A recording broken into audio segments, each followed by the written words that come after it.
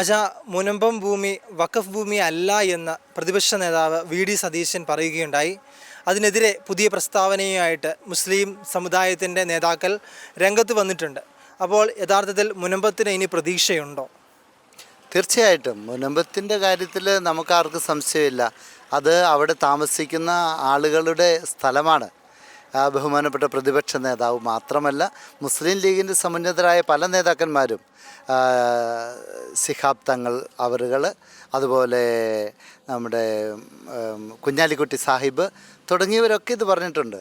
ഞാൻ തന്നെ പങ്കെടുത്തൊരു ചാനൽ ചർച്ചയിൽ മുസ്ലിം ലീഗിൻ്റെ പരിണിതപ്രജ്ഞനായ നേതാവും അഡ്വക്കേറ്റുമായിട്ടുള്ള അഡ്വക്കേറ്റ് മുഹമ്മദ് ഷാ തന്നെ അത് കൃത്യമായിട്ട് പറഞ്ഞിട്ടുണ്ട്. അദ്ദേഹം പറഞ്ഞത്, മുഹമ്മദ് ഷായുടെ വാക്കുകളിൽ പറഞ്ഞാൽ, നിസാർ കമ്മിറ്റിയാണ് ഇതിൽ തെറ്റ് ചെയ്തിരിക്കുന്നത്. നിസാർ കമ്മിറ്റിയാണ് തെറ്റായ ഒരു റിപ്പോർട്ട് ഗവൺമെൻറ്റിന് സമർപ്പിക്കുകയും ആ റിപ്പോർട്ടിൻ്റെ അടിസ്ഥാനത്തിലാണ് തുടർന്ന് വന്ന എല്ലാ നടപടികളും പോയത്. അതുകൊണ്ടാണ് ഇത് വഖഫ് ഭൂമിയാണ് എന്ന് പറഞ്ഞ് പ്രശ്നമുണ്ടാക്കാൻ അവർ വന്നത്. അതുകൊണ്ട് ഈ കാര്യങ്ങളൊന്നും നമുക്ക് തമസ്കരിക്കാൻ സാധിക്കുകയില്ല.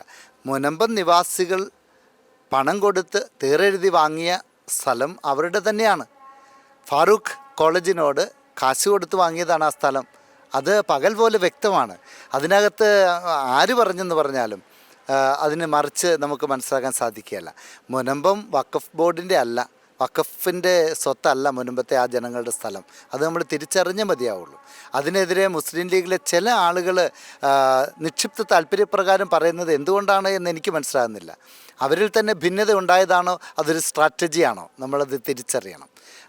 ഏതായാലും പ്രതിപക്ഷ നേതാവ് അത് ആർജവത്തോടെ പറഞ്ഞതിന് അദ്ദേഹത്തെ ഞാൻ അഭിനന്ദിക്കുകയാണ്.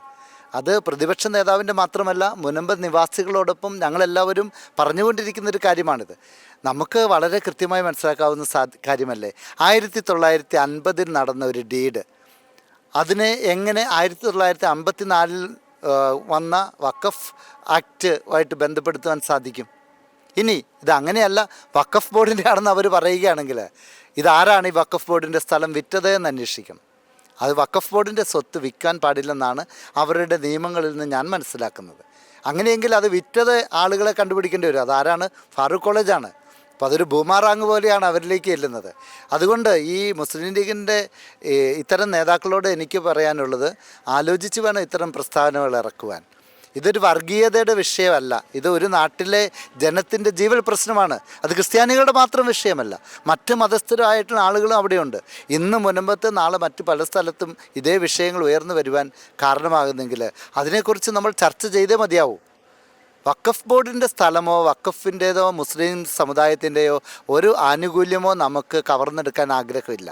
പക്ഷേ നമ്മുടെ അവകാശങ്ങൾ ബലികഴിക്കുവാനും നമ്മൾ തയ്യാറില്ല. ആ കാര്യം കൃത്യമായിട്ട് വ്യക്തമാക്കുവാൻ ഞാൻ ആഗ്രഹിക്കുകയാണ്. കത്തോലിക്ക കോൺഗ്രസ് വളരെ കൃത്യമായ സുചിന്തിതമായ നിലപാടെടുത്തിട്ടുണ്ട്. മുനമ്പൻ ജനത്തോടൊപ്പമാണ് കത്തോലിക്ക കോൺഗ്രസ്.